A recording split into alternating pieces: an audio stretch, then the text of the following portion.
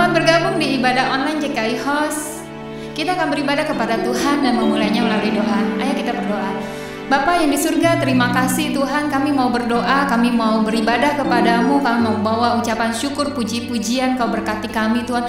Anak-anakmu dimanapun berada, Engkau memberkatinya Tuhan. Terima kasih, kami mau menyembah Tuhan kami di dalam nama Yesus. Haleluya, amin. Bersyukur sekali kita punya Tuhan yang luar biasa baik dan setia. Bahkan Dia rela untuk memberikan izin kepada kita menyebut Dia sahabat kita. Dan sungguh Dia sahabat yang sejati. Pujikan lagu ini, Yesus sahabatku.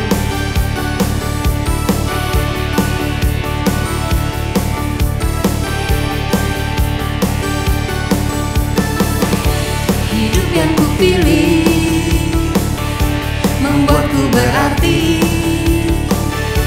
karena Yesus Tuhan tempatku percaya dan berharap. Ku buka mataku, lihat sekelilingku, ku harus nyatakan kebenarannya yang membebaskan. Karena kuasa-Mu, karena kehebatanmu, oh, ku dapat lakukan perkara besar yang Engkau janjikan. Yesus, Kaulah sahabatku. Yesus, Kau yang akan selalu berada di sisiku. Kau sumber kuatku. Oh, Yesus, Kaulah sahabatku. Yesus, Kau yang tak pernah jemu-jemu di sisiku. Kau sumber kuatku.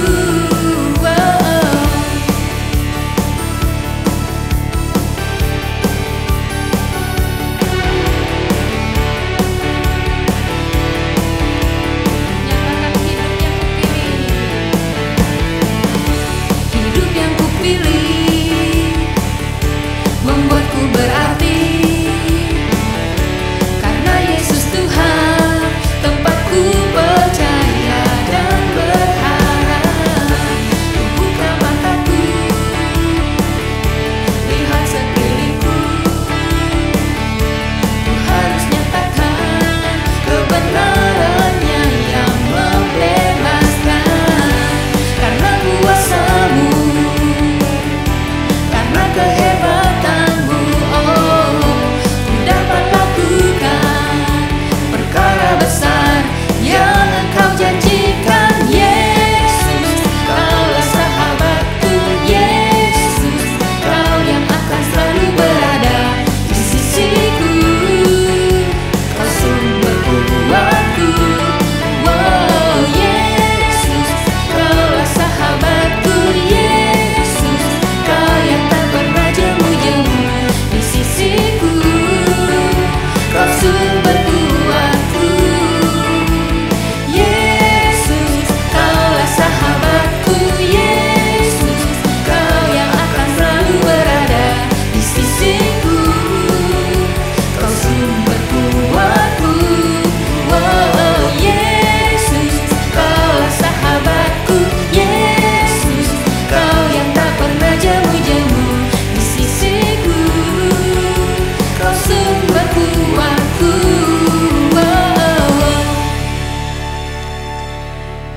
Benar, Tuhan kita sahabat yang setia kepada kita. Mari kita siapkan hati kita teduh di hadirat Tuhan. Tenangkan dari segala beban pikiran, dari segala tekanan-tekanan situasi, untuk kita bisa menikmati hadirat Tuhan. Pujikan lagi pujian ini yang menyatakan bahwa Yesus sahabat.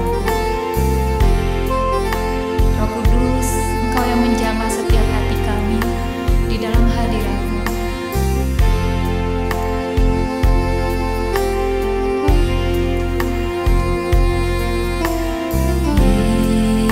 Yesus sahabatku,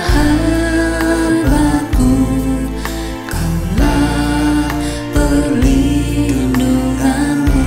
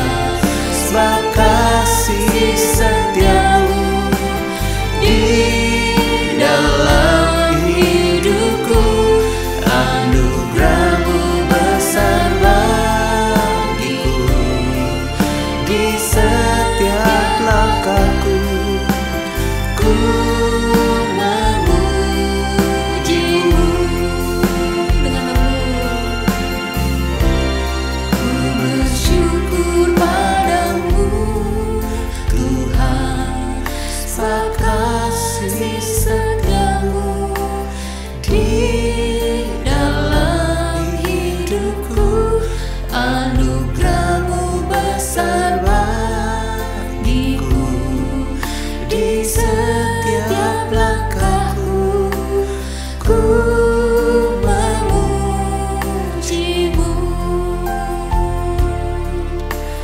ku memuji-Mu,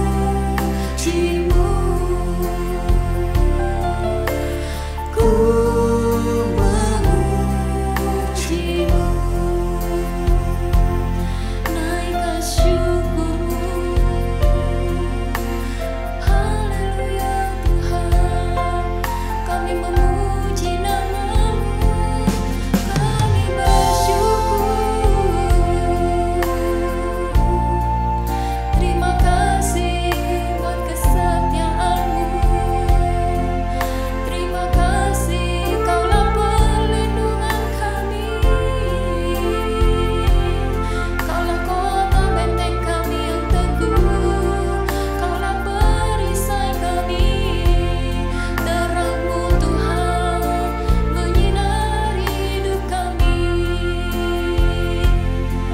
Engkaulah Tuhan penjaga Israel, Allah yang sempurna melindungi umat-Nya. Kami sangat bersyukur Tuhan, ada janji-janji-Mu yang mengatakan bahwa Engkaulah Allah perlindungan kami, kubu pertahanan kami hanya ada di dalam Engkau. Bahkan nama-Mu, nama di atas segala nama, di dalam nama-Mu kami berlindung. Nama-Mu menara yang teguh, kesanalah kami berlindung.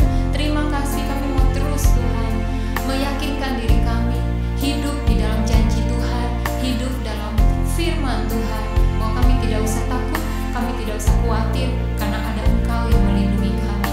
Terima kasih Tuhan, berkati semua orang yang kami kasihi, keluarga kami, keluarga besar, sanak saudara Tuhan, dan juga teman-teman kami, sahabat-sahabat kami, lingkungan di mana kami tinggal, lingkungan di mana kami bekerja, dan juga lingkungan kami beribadah. Tuhan, Kau berkati orang-orang sekitar kami, Kau karuniakan keamanan, kedamaian, keselamatan ya Tuhan. Kau juga berkati bangsa kami, Kau berkati negara di mana kami tinggal, kota di mana kami tinggal. Karuniakan kesejahteraan, perdamaian Tuhan, kasih Tuhan. Injil kerajaan Allah semakin diberitakan, tersebar Tuhan di seluruh wilayah tempat, lorong-lorong, lapangan-lapangan di kota kami ini, di negara kami. Berkati setiap gereja-gereja-Mu Tuhan, kuat untuk beribadah, kuat untuk melayani, kuat untuk memberitakan firman, kuat untuk memuridkan dan membaptis orang. Terima kasih Tuhan, berkati pemimpin rohani kami Tuhan, mereka yang telah berusaha keras Tuhan untuk membimbing kami, mengajari kami, berjaga-jaga atas hidup kami, mengasihi kami, memperhatikan kami. Terima kasih buat setiap pemimpin-pemimpin kami. Kau berkati mereka, Kau jagai mereka Tuhan, berikan berkat yang terbaik kepada mereka. Terima kasih ya Tuhan, kami juga siapkan hati kami untuk ditaburi firman Tuhan.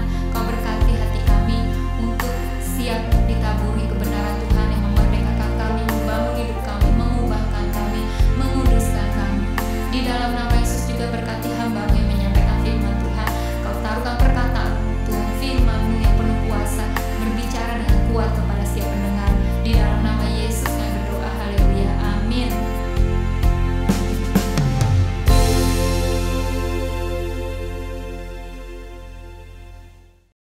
Shalom jemaat House of Sacrifice yang dikasih oleh Tuhan Yesus Kristus. Mari sama-sama kita mau melanjutkan akan perenungan firman Tuhan yang kita sudah mulai beberapa minggu yang lalu. Saudara, tahun ini tahun dimana kita harus berbuah banyak. The year of fruitfulness. Nah, firman Tuhan berkata bahwa orang yang sudah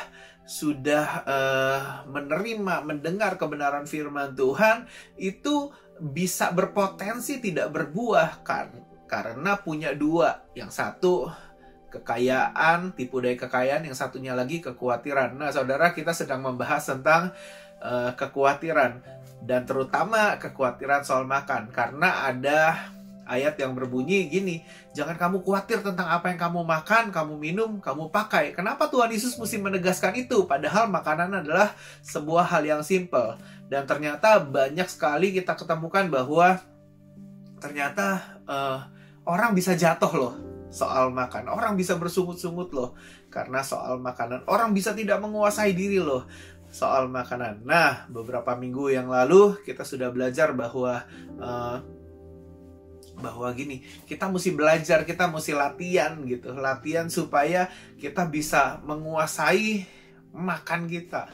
Bangsa Israel itu 400 tahun itu memasukkan dalam dirinya itu bahwa makanan itu bentuknya adalah daging, mentimun, bawang merah, bawang putih, ikan, dan semangka. Itu yang dikatakan bahwa ini makanan dan ini baik makanan ini gitu.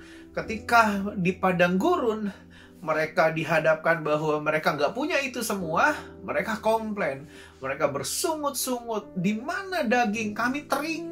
Kami ingat semua, karena kalau menurut kami makanan yang Tuhan berikan itu tidak baik, tidak lebih baik daripada yang Mesir sediakan. Padahal minggu lalu kita belajar bahwa di dalam kitab Lukas berbunyi demikian, hidup itu jauh lebih penting dari makanan.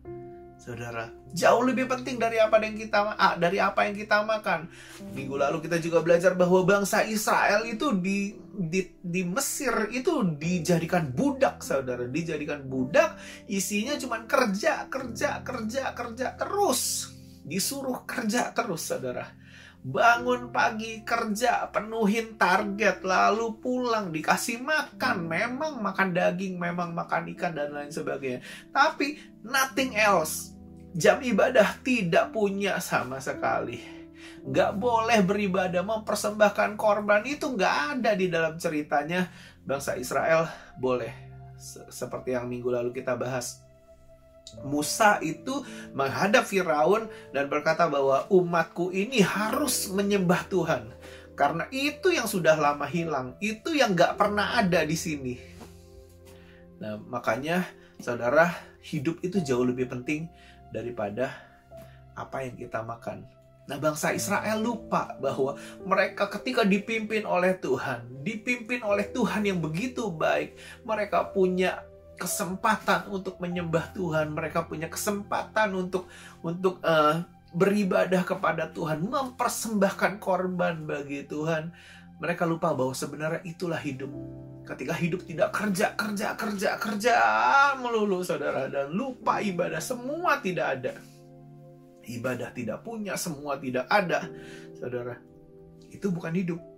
Karena menurut Tuhan, menurut Alkitab, hidup yang benar adalah memang harus bekerja, memang punya pekerjaan, memang punya aktivitas, saudara. Tapi ibadah itu juga sesuatu yang penting banget. Nah, itu yang mau coba di-restore sama Tuhan. Makan oke, makan biasa aja. Toh Tuhan tetap provide makanannya. Bentuknya mana? Ya, saudara. Tapi sekali lagi, banyak juga di antara kita yang bersungut-sungut soal makanan. Makanya kita mesti belajar. Memang ini hal yang sangat-sangat simple, sangat-sangat sederhana, tapi kita perlu pelajari. Nah, ada beberapa hal yang kita sudah omongin minggu lalu juga. Kalau kita coba tes, kita tuh serese apa sih ya, sepiki apa kalau kita dalam soal makanan gitu ya. Kalau makanan hambar sedikit, kurang manis sedikit, kurang pahit, kurang sedikit rasanya, atau kelebihan gitu, kita sudah aku nggak mau touch, aku nggak bisa makan ini, model makanan kayak begini. Berarti kita masih agak resek nih soal makanan. Ya, kita belajar. Kalau kita pergi ke sebuah restoran, udah kita bilang kamu aja yang pilih restorannya. Kalau kita sudah duduk di restoran, kita bilang udah kamu dong tolong yang pilihin aku makanannya, karena aku mau belajar. Ada apa aja aku makan, di depan aku adanya, tersedianya apa, ya aku mau makan. Entah itu pedes kah, aku mau belajar makan pedes. Entah itu gorengan kah, kuah kah, atau yang lainnya, kita mau belajar itu semua supaya kita nggak picky dan nggak resek, saudara. Dan pada akhirnya kita belajar bahwa kita itu nggak perlu harus sampai milih kok. Makanan tuh nggak perlu sampai harus milih, karena apa aja yang ada di depan kita yang bentuknya makanan dan bisa dimakan, tidak membahayakan tentunya ya, itu kita oke dengan itu. Nah, saudara, kita mesti belajar sampai gini, tolong pilihkan aku satu menu dan aku mau coba makan itu tanpa aku bersungut-sungut. Nah saudara, kenapa mesti sampai kayak begitu? Karena gini saudara, nggak selalu kita punya pilihan. Bangsa Israel nggak punya pilihan. Pilihannya adalah itu, mana itulah makanan yang disediakan oleh Tuhan. Benar gak? Cuman itu kan, mana yang disediakan oleh Tuhan. Memang boleh diolah, memang boleh diolah, digoreng atau di apa gitu. Cuman mana itu adalah yang dari Tuhan. Nah bertahun-tahun mereka harus menikmati itu. Gak ada pilihan, saudara. Ketika Yesus memberi makan 5.000 orang laki-laki beserta dengan istri dan anak-anaknya tentunya, mereka juga nggak punya pilihan. Yang mereka punya apa? Yang mereka makan adalah 5 roti dan 2 ikan. Itu bentuknya roti dan bentuknya ikan. Nggak ada pilihan lain, saudara. Entah itu hambar kah, entah itu kepedesan kah, entah itu apalah bentuknya itu, kita ya yang dimakan itu. Saudara, siapa lagi contohnya? Elia diberikan makanan. Burung gagak datang memberikan Elia makanan. Ya itu yang dimakan, saudara. Nah kita mesti belajar terhadap makanan. Kita harus sampai kepada tahap itu, saudara. Apapun yang ada, nikmati. Jangan rese. Udah dikasih tertentu, makanan tertentu, rese, hati gula-gulana, marah soal makanan, atau nggak komplit gitu, bisa marah. Jangan, saudara, karena hidup ini jauh lebih penting daripada apa yang kita makan.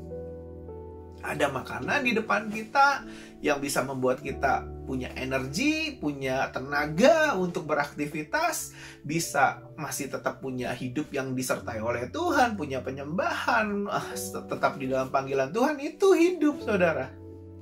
Ya, jadi nggak usah terlalu rese soal makanan. Amin, saudara.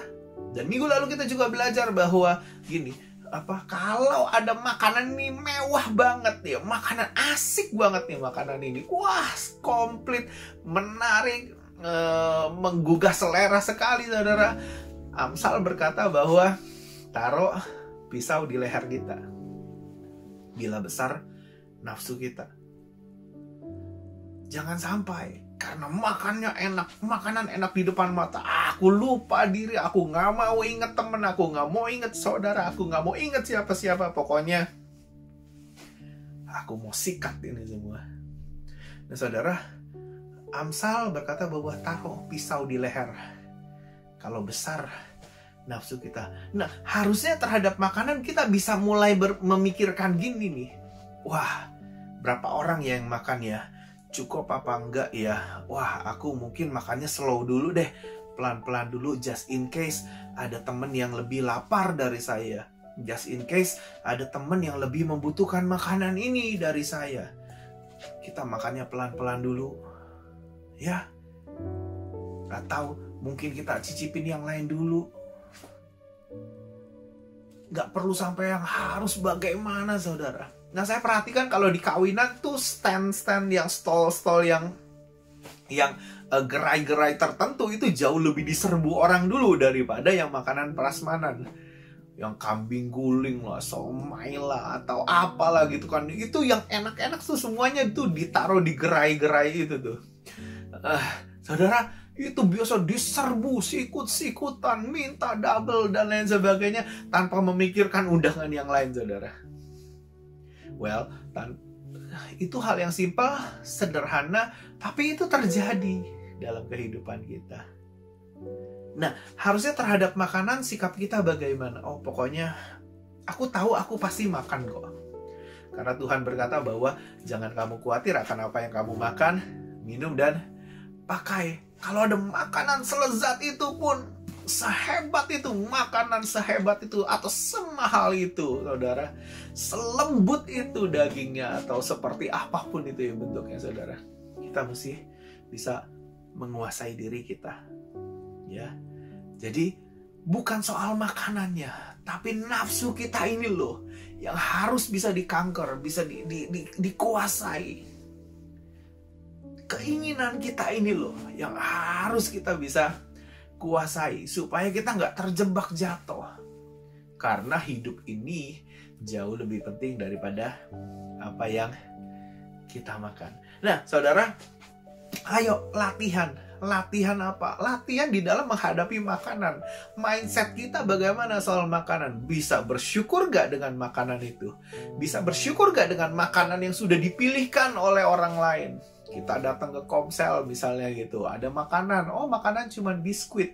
Kita bisa bersyukur gak dengan itu? Wah, enakan Komsel yang sebelah, karena Komsel yang sebelah makannya besar, makanya makanan banyak sekali. Menunya, saudara. Lalu kita mulai compare, lalu mulai bersungut-sungut. Akhirnya kita bilang, aku lebih baik ke Komsel itu aja. Nah, saudara, kita bisa nggak menerima di dalam hal makanan? Apakah kita sudah menguasai understanding-nya bahwa hidup ini sudah jauh lebih baik? Kenapa? Karena kita sudah tidak diperbudak, kita bekerja, tapi kita juga punya jam ibadah, kita masih bisa belajar kebenaran firman Tuhan, kita bisa kuasain kita bisa terima makanan rohani yang begitu juga luar biasa dalam kehidupan kita. Nah, saudara, ayo kita belajar terhadap makanan jasmani ini loh, yang bentuknya kambing guling, bentuknya somai, bentuknya macam-macam itu, saudara. Kita bisa nggak kuasain? Kalau bisa, wow, itu salah satu ciri bahwa seseorang yang sudah bisa menguasai dirinya adalah gini, aku nggak harus sampai berebutan, aku nggak dapat itu pun juga nggak apa-apa, aku nggak makan yang itu juga nggak apa-apa, karena aku sudah punya hidup yang baik. Gak perlu ribut-ribut, sikut sana, sikut sini, dan yang lain sebagainya, saudara. Nah, kita mau belajar soal makanan ini, jangan sampai jadi batu sandungan buat kita, sehingga orang lain melihat, ih, katanya kamu ini pelayan Tuhan, katanya kamu ini hamba Tuhan, katanya kamu ini aktivis gereja, kok sampai sebegitunya ya terhadap sebuah makanan. Nah, kita mau belajar supaya penguasaan diri kita baik di dalam soal makanan. Nah, kalau kita sudah bisa menerima makanan apa saja yang di depan kita, kita nggak perlu khawatir. Punya uang, kita nggak perlu khawatir, saudara. Nggak punya uang, kita juga nggak perlu khawatir. Kenapa? Karena kita sudah bisa kuasai makanan, dan range penerimaan kita akan makanan bisa lebih besar, karena kita bisa, most likely kita bisa makan apa saja dengan tetap bersyukur dan tidak bersungut-sungut. Amin, saudara. 1 Timotius yang ke-6. Mari sama-sama kita buka 1 Timotius 6 ayat yang ke-7 dan ke-8. Sebab kita tidak membawa sesuatu apa ke dalam dunia, dan kita pun tidak dapat membawa apa-apa keluar. Asal ada makanan dan pakaian, cukuplah. Saudara, bukan artinya makanan ini asal-asalan, asal makan apa aja, semua dimakan, pokoknya asal-asalan aja, saudara. Bukan, tapi gini, saudara, pokoknya hidup ini ada makanan secukupnya, sudahlah, cukup. Ada pakaian yang kita bisa pakai secukupnya, sudahlah, cukup. Kita sudah tidak mempersoalkan lagi. Ingat, minggu lalu kita juga belajar di Lukas, tidak mempersoalkan apa yang kita makan. Aku makan apa aja ada, boleh. Yang lain makan lebih baik, nggak apa-apa, go ahead, nggak apa-apa gitu. Yang penting aku ada makanan yang aku bisa makan hari ini, that's enough for me. Asal ada makanan dan pakaian, cukuplah. Nah, bisa nggak kita belajar seperti ini sehingga kita nggak perlu khawatir soal makanan? Kita mau pergi kemana aja kita nggak khawatir soal makanan. Aku mau diajak makan telat sedikit, nggak apa-apa. Saudara ingat ya, peristiwa 5.000 orang, Tuhan Yesus memberi makan 5.000 orang, itu sebenarnya telat makan, saudara. Makanya Tuhan Yesus berkata, jangan sampai ketika mereka pulang, karena hari sudah mulai gelap, jangan sampai ketika mereka pulang, mereka rebah di jalan karena pingsan. Karena kalau orang udah telat makan, sampai telatnya kelewatan, itu bisa pingsan karena nggak punya makanan di dalam tubuhnya. Nah itu telat makan, diajak telat makan pun nggak bersungut-sungut, saudara. Sudah telat makan, menunya cuma satu lagi, roti dan ikan, saudara. Ya kan? Saudara, nggak apa-apa, telat makan. Oh, udah jam 6 nih, sudah waktunya makan nih. Tapi kita belum bisa sampai kepada, belum ada makanan gitu. Oh, nggak usah lah bersungut-sungut. Kenapa nggak ada makanan dan lain sebagainya. Nggak usah sampai kayak sebegitu-begitunya terhadap makanan, saudara. Kecuali kita punya sakit yang luar biasa seperti kayak bagaimana gitu. Tapi kalau cuman keinginan untuk makan dan jamnya sudah telat, kuasai diri kita. Nah, lewat makanan ini kita bisa banyak belajar soal penguasaan diri. Menguasai diri kita soal makanan. Kita juga bisa belajar tentang kebaikan, kemurahan hati. Kenapa? Karena kita mau coba, udah kamu duluan deh yang makan. Aku nggak apa-apa kok. Gitu. Aku juga nggak kepingin banget kok. Karena kita sudah mulai bisa menguasainya terhadap makanan yang enak. Kita nggak berebutan dan lain sebagainya. Belajar berbaik hati. Aku punya ini loh. Aku tadi udah antriin. Nih, kamu mau nggak gitu. Bahkan kita bisa bermurah hati kepada orang, bisa berbaik hati kepada orang, sehingga kita nggak jatuh di dalam hal makanan. Karena buat kita asal ada makanan cukup, asal ada pakaian cukup. Yang penting kita punya ibadah. Yang penting kita jadi orang yang merdeka, jadi orang yang bebas. Yang penting kita dipimpin oleh Tuhan. Amin, saudara. Jangan sampai makanan ini bikin kita jadi seperti kayak apa ya, saudara ya. Di restoran datang sekumpulan, sekelompok orang yang habis bergereja gitu. Lalu makanannya nggak sesuai ekspektasi atau lama karena saking sibuknya, saking ramainya restoran tersebut. Lalu mulailah marah satu gereja ini, saudara. Marah. Apa jadinya, saudara? Bagaimana orang mau diajak untuk kenal Tuhan lebih lagi kalau isinya orang gereja adalah yang suka marah-marah di restoran. Kalau makan nggak boleh telat keluarnya. Kalau makan harus yang bagus, servingnya harus bagus. Wah, saudara, repot. Kita temui bahwa ternyata Tuhan mendidik kita soal makanan tuh cukup kok. Tuhan provide, Tuhan sediakan, Tuhan pelihara kita, nggak rebah di jalan, nggak jatuh di jalan karena nggak punya makanan, tapi nikmati, syukuri apa yang Tuhan bisa, apa yang Tuhan sediakan, apa yang orang lain sediakan mungkin dalam kehidupan kita. Nikmati, syukuri, dan lihat nanti penguasaan diri kita akan besar, kebaikan kita akan dirasakan oleh orang lain, kemurahan hati kita akan dirasakan oleh orang lain ketika orang kita berkata bahwa kamu makan dulu, sehingga kita nggak jadi orang yang egois, nggak jadi orang yang bersungut-sungut hanya karena soal makanan. Amin, saudara. Ini hal yang simpel sekali, tapi kalau kita jatuh di hal yang simpel ini, saudara, makin konyol kita. Karena untuk hal yang simpel aja jatuh, untuk hal makanan aja kita egoisnya kelihatan banget, arogannya kelihatan banget, mementingkan diri sendirinya kelihatan banget gitu. Atau untuk makanannya, untuk hanya soal makanan aja iri hatinya kita besar banget. Wah, yang lain dikasih 2 piring, kenapa aku cuman, yang lain lengkap menunya, kenapa aku enggak? Wah, repot, saudara. Mari kita belajar menguasai diri kita, belajar berbaik hati, bermurah hati, saudara, sehingga nama Tuhan dipermuliakan. Hanya lewat makanan ini kita bisa menjadi orang yang bermurah hati, jadi orang yang baik, jadi orang yang bisa menguasai diri, sehingga nanti nama Tuhan dipermuliakan. Karena kita mau produksi buah roh dalam kehidupan kita tahun ini. Amin, saudara.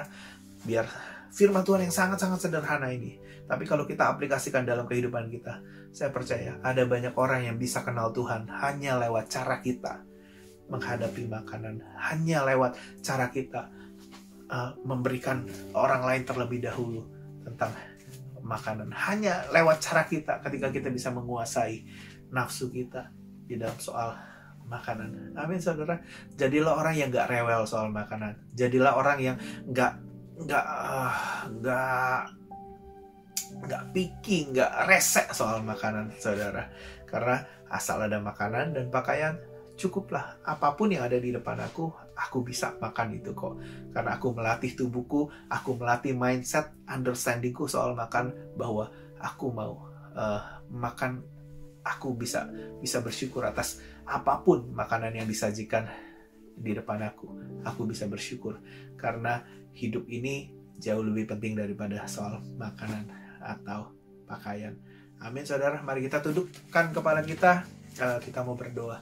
Bapa di dalam surga, beberapa minggu ini Tuhan kami belajar soal makanan. Ajar kami Tuhan, supaya kami bisa menguasai hati, menguasai diri kami Tuhan, menguasai mulut kami, menguasai pikiran kami Tuhan, supaya kami bisa lulus Tuhan Yesus di dalam ujian ini Tuhan. Kami bisa semakin menguasai diri kami, bisa semakin bermurah hati, kami bisa semakin menyatakan kebaikan Tuhan Yesus, menjadi orang yang lebih baik lagi Tuhan di dalam mengendalikan makanan yang ada di dalam kehidupan kami Bapa. Terima kasih Tuhan, kami percaya Engkau memprovide, Engkau mencukupkan Tuhan akan kehidupan kami Tuhan, dan kami percaya juga Tuhan Yesus, lewat makanan ini Tuhan, kami bisa menceritakan tentang kebaikan kemurahan-Mu Tuhan. Kami mau belajar Tuhan, seperti tidak menjadi seperti orang Israel yang bersungut-sungut karena soal makanan Tuhan, tapi kami menjadi orang yang bersyukur karena kami tahu Tuhan, hidup kami telah merdeka, hidup kami telah disertai oleh Engkau,